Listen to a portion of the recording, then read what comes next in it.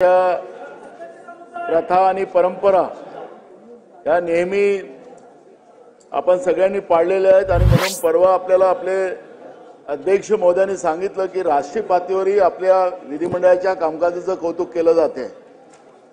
आपल्या राज्याच्या एका मंत्री महोदयांचा राजीनामा झालेला आहे असं आम्ही ऐकतोय अध्यक्ष महाराज, पण अजूनपर्यंत सभागृहामध्ये आम्हाला सरकारच्या वतीनं या पद्धतीचं कुठलंही अवगत केलं गेलेलं नाही।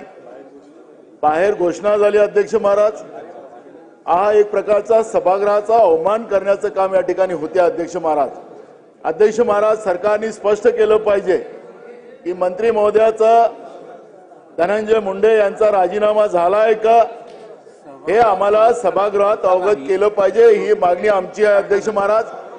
आणि दुसरं अध्यक्ष महाराज रुलिंग द्या अध्यक्ष महोदय, दुसरा रुलिंग द्या। दुसरा माझा पॉइंट ऑफ अधिकार काय आहेत, काय अधिकार आहेत? सभागृहाला माहितीच नाही काय चालू आहे। सभागृहात अशा प्रकारचं नोटिफिकेशन देण्याची पद्धत नाही, अशी प्रथा नाही। स्वतंत्र नोटिफिकेशन काढण्यात येईल। नाही आपण पुस्तक वाचा। ओ काय सांगितलं तुम्ही त्यांना? ओ चुकीचं रेकॉर्डवर येतं ना। हे सभागृहाचा आहे सन्मान, इज्जत बेइज्जत काय नाही काय सभागृहात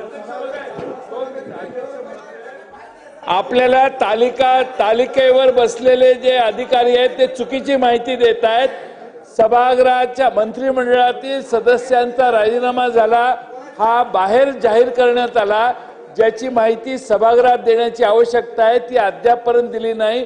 आजपर्यंतच्या इतिहासामध्ये सभागृहात जाहीर झाल्यानंतर मग प्रेसला सांगण्यात येतं। स्वतः मंत्री महोदयांनी सांगितलं तर समजू शकतो, पण मुख्यमंत्री बाहेर प्रेसच्या समोर जातात आणि सांगतात की त्यांचा राजीनामा झालाय, ज्याची माहिती आणि त्यांना आम्ही तो राजीनामा स्वीकारलाय व त्यांना पदमुक्त केलेला आहे असं जे वाक्य आहे याचा अर्थ ते इथं सांगायला पाहिजे होतं। त्यामुळे सभागृहाचा अवमान होतो आणि अवमान झाला तरी तालिकेवरचे अधिकारी तुम्हाला चुकीची माहिती देत आहेत, अशी प्रथा नाही किंवा काही नाही। अध्यक्ष महोदय, चुकीचे पांडे, चुकीचे नियम, चुकीच्या व्यवस्था या सभागृहात तयार व्हायला लागल्या आहेत। मग मंत्री महोदयांचा परिचय देण्याची आवश्यकता नाही।